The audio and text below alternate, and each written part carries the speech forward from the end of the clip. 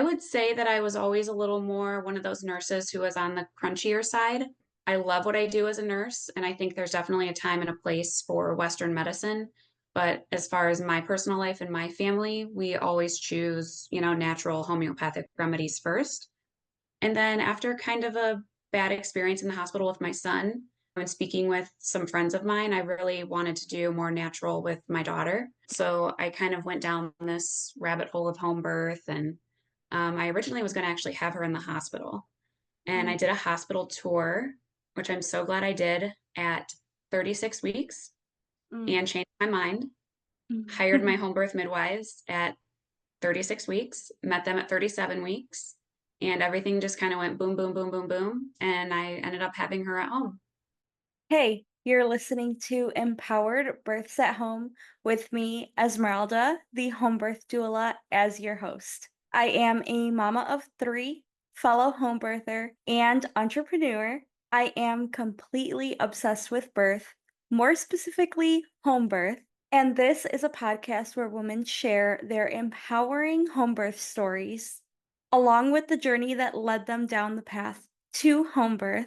Whether you're currently pregnant, planning a home birth with your first or fourth baby, or even just someone who is a complete birth nerd like me, this is the podcast for you. So let's get into this week's empowering home birth story. We are on episode 27 today. We will be chatting with Melissa, who will share her home birth story with her second baby with us. And let's just go ahead and get right into her story. Hi, I'm Melissa. I'm 36 and I'm married to my husband Matthew now for 9 years as of 2 days ago. We have two kids. Our son is 7 years old and our daughter is 14 months old, and she was my home birth. My son was born in the hospital. So we can talk about, all of that later. We have a dog, we have two cats, and professionally, I've actually been a registered nurse for 12 years. Most of my experience is in the emergency room, and I'm also a lactation consultant. So Okay. after I had my daughter, I quit my job as an ER nurse to stay home with her, at least for the first year. And I just recently went back to work, just PRN kind of as needed, and now I'm a lactation consultant. Oh, cool. That's awesome. I love that. And so, did your work in like the hospital system bring you towards home birth, or was it your first birth that brought you towards home birth? I would say that I was always a little more one of those nurses who was on the crunchier side. I love what I do as a nurse, and I think there's definitely a time and a place for Western medicine. But as far as my personal life and my family, we always choose, natural homeopathic remedies first.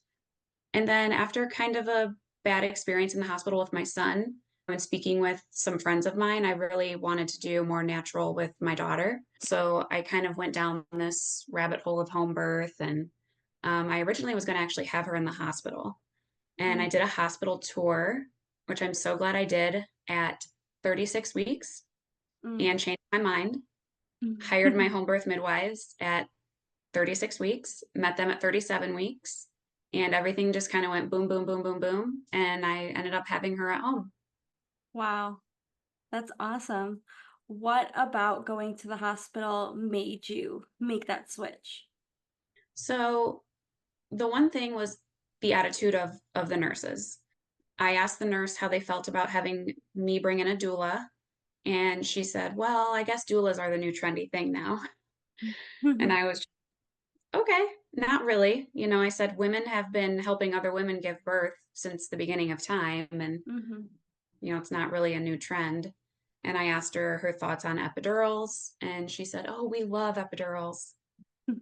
And then I asked her also about their birthing tubs. I said, do they get a lot of use? And she was like, no, they don't really get a lot of use. Most of our patients have epidurals and they're in the bed on fetal monitoring. So I went back and I had talked to my OBGYN at the time, who seemed to be really on board with me having as close to a natural home birth as possible, but in the hospital. Yeah. And he sort of like changed what he was going along with the whole time.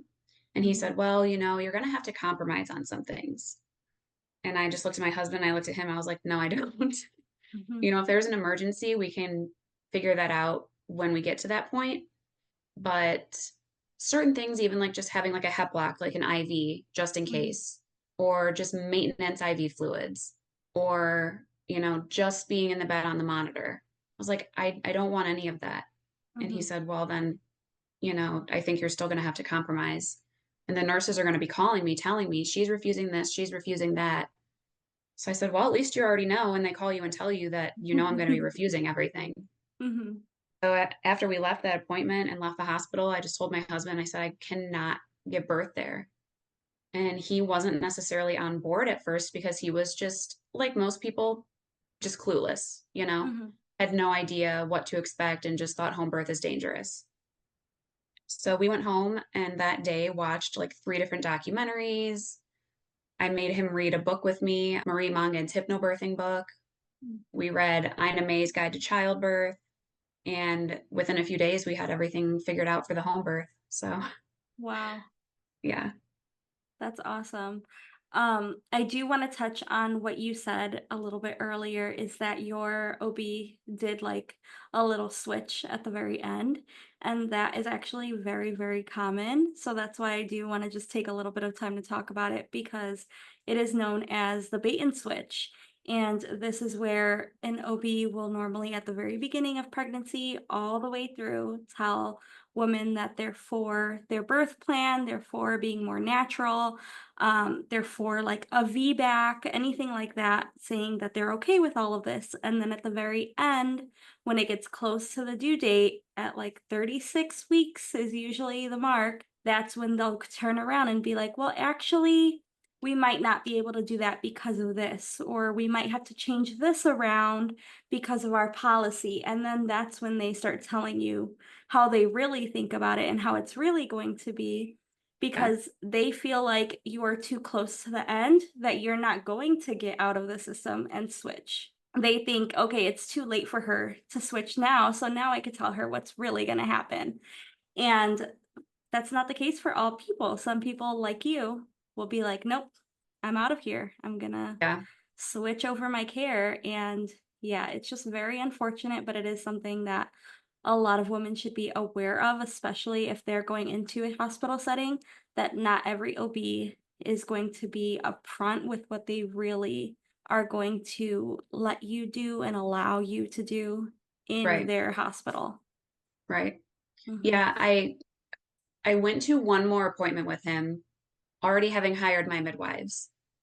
And I really don't know why I went, but I'm almost glad that I did because when we left the appointment, he said, I was really thinking more about what you said, and I think we can make what you want happen in the hospital for you. And I Hmm. just said, oh, okay, that would be really great. And just kind of smiled and nodded. And we left the appointment and never went back. But I don't know what like changed in his mind or if he was just saying that, I think, Hmm. probably to get me to still come to the hospital. But yeah, my mind was already made up. And it was just funny to hear him kind of say that afterwards. Hmm. Yeah. He might have been like, oh, maybe we lost her. So let's Yeah. try to reel her back in really quick, but didn't work. Yeah, I wonder like what he thinks, like if he thought about, oh, she didn't show up for her next appointment, or well, she obviously had to have had her baby by now. I wonder what she did. And Hmm. I mean, I'm not, I don't know if they reach out to people or not, but they never did. So, Yeah. oh well. Interesting. Yeah. Yeah. How was the experience finding a midwife so late in your pregnancy? Yeah, I'm in a couple Facebook groups where I live for like home birth. So I went on there. I kind of asked some opinions of midwives in the area and I got some really good leads from that. So I called a couple of different ones and I was kind of going between two. And I ended up really just kind of getting along with the one midwife over the phone really, really well. And that's who I ended up going with. So I feel really lucky too because it's a team of midwives, there's two of them.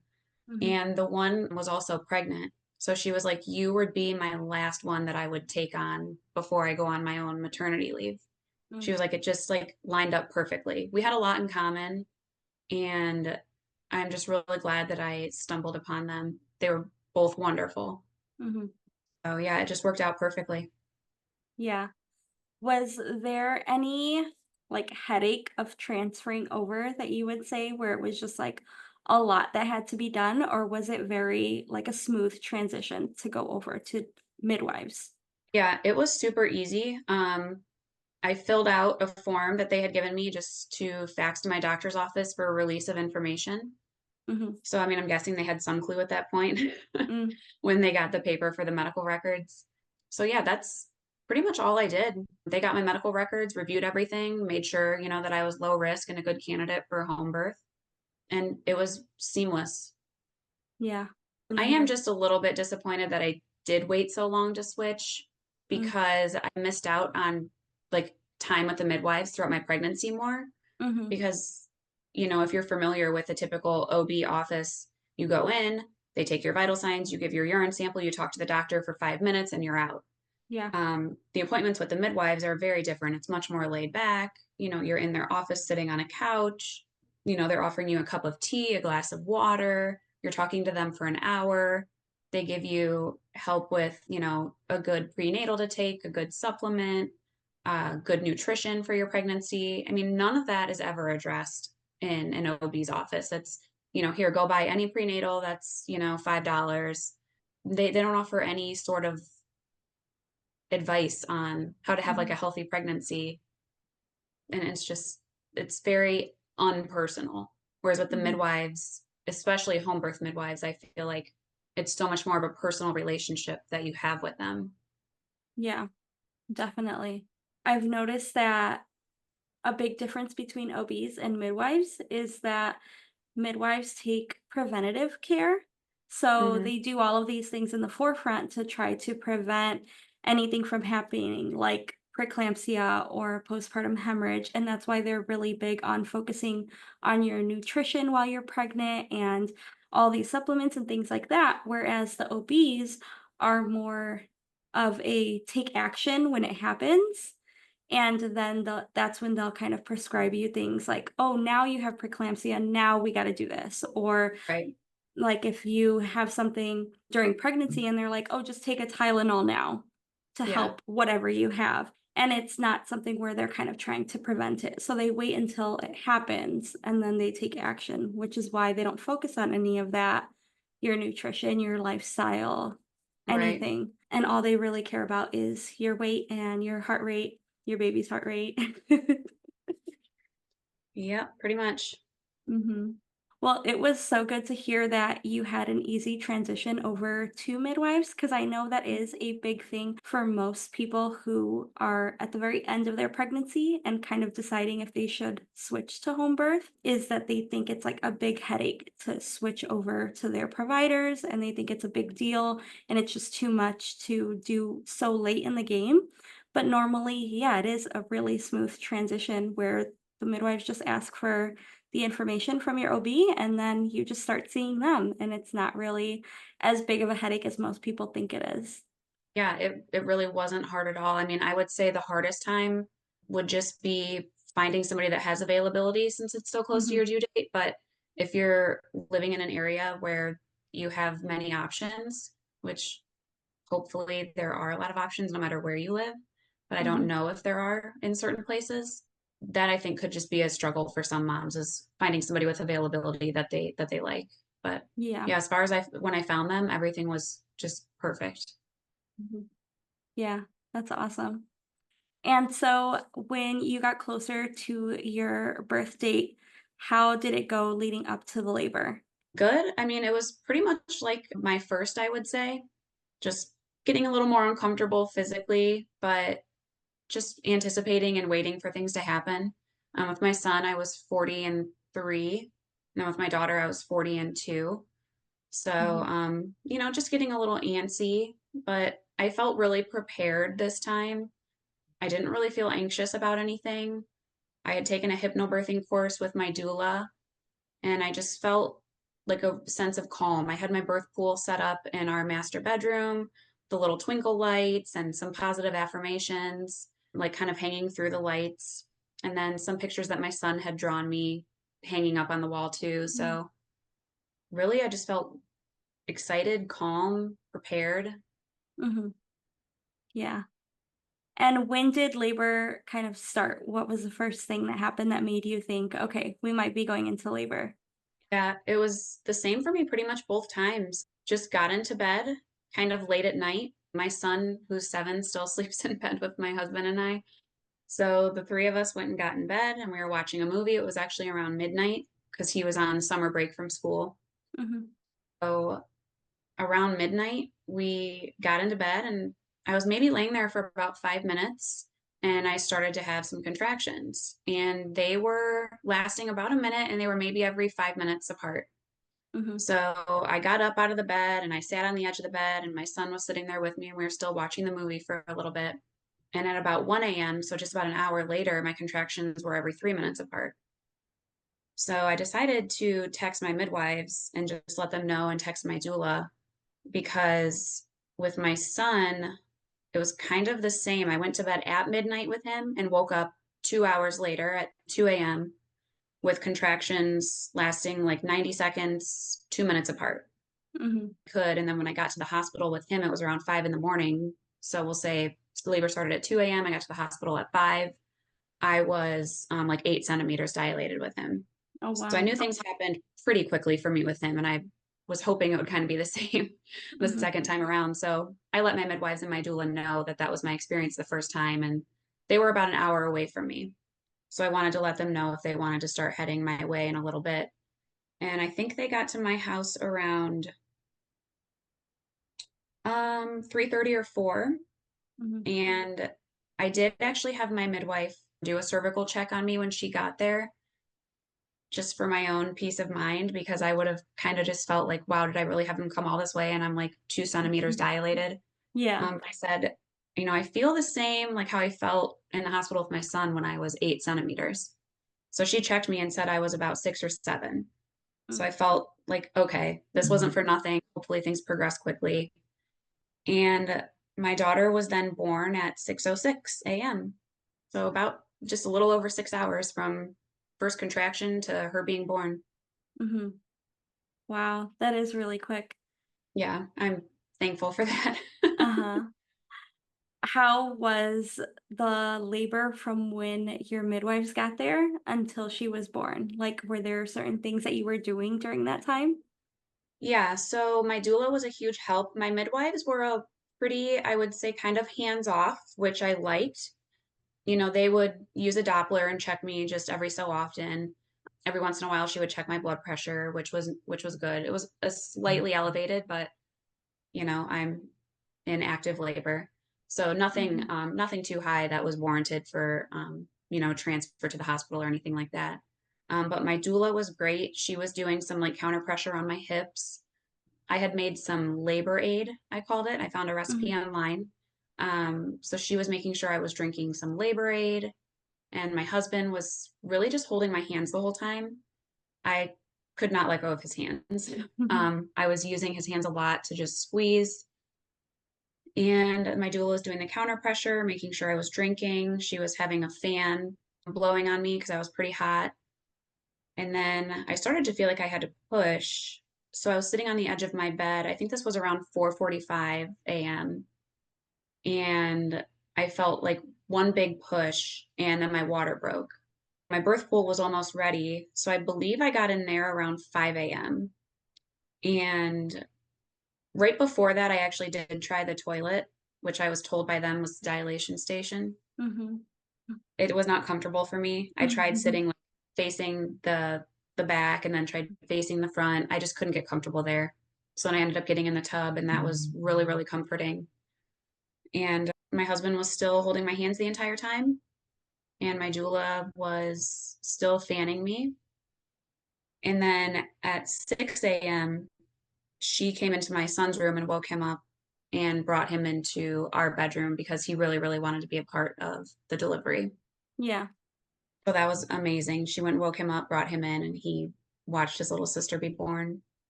Wow, that's amazing. I love when children are present at the birth and they get to witness like birth and just being at home and kind of growing up knowing that like birth is normal. It's not an emergency that is happening. Yeah, Mhm. it was funny.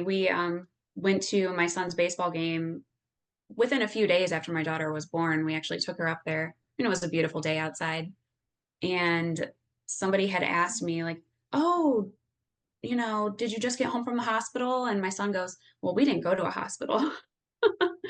So we prepared him ahead of time. We had him watch some home birth videos on YouTube, and a friend of mine had had a home birth, so we showed him her video and just really talked to him about what to expect.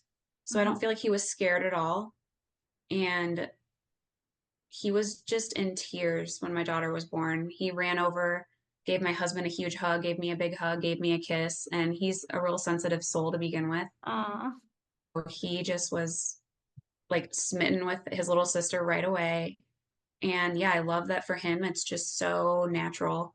Breastfeeding and everything, I mean, I nursed him for 15 months, and it's just so normal for him to be exposed to that kind of stuff. So hopefully one day he will make a great husband and a great father and talk his wife into having a home birth. Yeah. He'll be a home birth dad for sure. Yes, yes. That's awesome. Is there anything that you want to touch on for the postpartum period, like the immediate right after the birth, how that went? Yeah, that went really well. It was amazing to be able to just climb right into my own bed.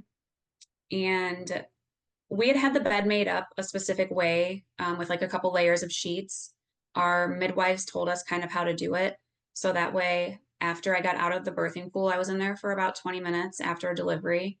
And then I Mhm. got into my bed and delivered the placenta there. And then my husband and my son together cut the cord.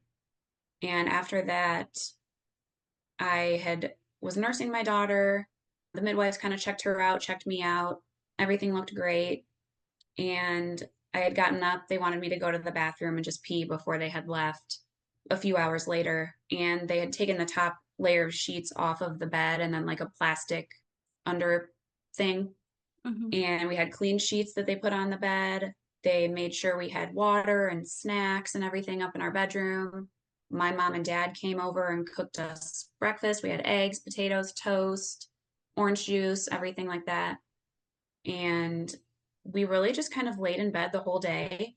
And I just was nursing my daughter, cuddling with my family, spending time with my parents and my son. So it was great. The midwives were at my house for probably between 2 and 3 hours. My doula stayed, I want to say, for about an hour and a half afterwards. And it was so much better than being in a hospital.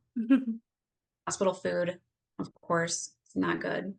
Mhm. And just having my own comfortable, familiar surroundings. Even having my pets around, like, was comforting too, you know? Mhm. Just knowing that everything that I love and everybody that I care about was right here in my circle. Yeah, that's amazing. I love hearing when all of the family loves to like come and help right afterwards and they just like cooking you the big breakfast and all of that. It is really helpful. And it's something that I feel like should be kind of planned beforehand too. Like letting them know, like, as soon as I have the baby, if it's like the morning time, you could come make food, or if it's the night, you could make like soup or something. And it's just so much better than, like you said, the hospital food. It's usually not even anything like nutritious to help get Right. your energy back up. You just had a baby and lost like a bunch of stuff along with the baby. So, yeah, definitely eating like a good home meal is really nice to have. Yeah, for sure. I really think I read the book, I don't know if you've heard of it, it's called The First 40 Days. Hmm. And it's really just about the first 40 days postpartum, really soaking in that fourth trimester and eating a lot of like warm, nourishing foods, spending a lot of time inside in bed, skin to skin, nursing your baby. And a lot of other cultures in the world really, really cherish that time for the mom and really take care of the mom so the mom can take care of the baby. Hmm. And I feel like the United States is just so far behind in all of that stuff. And it's really, really helpful to take a new mom a home cooked meal. Hmm. You don't need to come in and hold the baby and visit the baby, but that's what I try and do for moms now, since it Yeah. was so appreciated for me, is take a new mom and her family a nice home cooked meal, just drop it off on their porch, let them know if they need anything, you're there. But just taking care of the mom so she can take care of the baby is Mhm. so important. Yeah. Definitely. I had someone do that for me the first time after my third. She came and she just dropped off a little gift basket, and in it was a meal and then like some other stuff for me too. And I just cried after receiving that because it's the most thoughtful gift and the most helpful gift that you could give to a mom after they just had a baby. It's like, okay, now I don't have to worry about food. I don't have to worry about this. And it's actually telling you that you are cared for, not just the baby is cared Right, for. Because right. everyone comes in and they're like, "I wanna see the baby, let me hold the Uh-huh. baby, take pictures of the baby," and they just Yeah. kind of don't pay attention to you anymore. So, yeah, it's very thoughtful to focus on the mother, and then the mother focuses on the baby. Yes, then Mhm. everybody's more happy that way. Yes, definitely. Is there anything else that you feel like you want to touch on, or just any last like comments that you want to say? I guess I just hope that by you doing what you do and also me just telling my experience to other people, that people take a harder look at what goes on in hospitals and that home birth is not scary. And most moms really are candidates to have birth at home Mhm. and that they just wouldn't judge it. Really read some things, watch some things, think about what your dream birth is for you and your family and your baby, and just go after it. Yeah, I love that. Well, thank you so much for coming on and for sharing your story with everyone. Of course. Thank you for having me. I really appreciate it. Wow, what a great conversation that we just got to have with Melissa. She had a lot of information to share with us. A lot of questions that I asked her are questions that I hear women ask all of the time, whether they are planning a home birth or planning to make the switch from hospital to home birth. And I just think she shared so much great information with us, and every answer that she had to my questions were great advice. So, definitely, this episode is filled with such good advice and information. So, again, thank you so much to Melissa for sharing that with us. If you are currently planning and preparing for a home birth, then I'd love to share with you more information about the Empowered Home Birth course. This is a home birth based birth course, and inside this 8-week program, you will receive educational videos and weekly emails filled with additional resources for you to prepare for your empowering home birth. Once you purchase the course, you also get perks such as access to my entire resource library and private community chats. To enroll, click the link in the show notes and get started on the journey to your empowered home birth. Thank you so much for listening. If you enjoyed this episode, I'd love for you to share with any family or friends who may benefit from these empowering stories. Also, don't forget to leave a 5-star rating and review to help others who are searching for this information find this podcast. I'll see you next week for another empowering home birth story.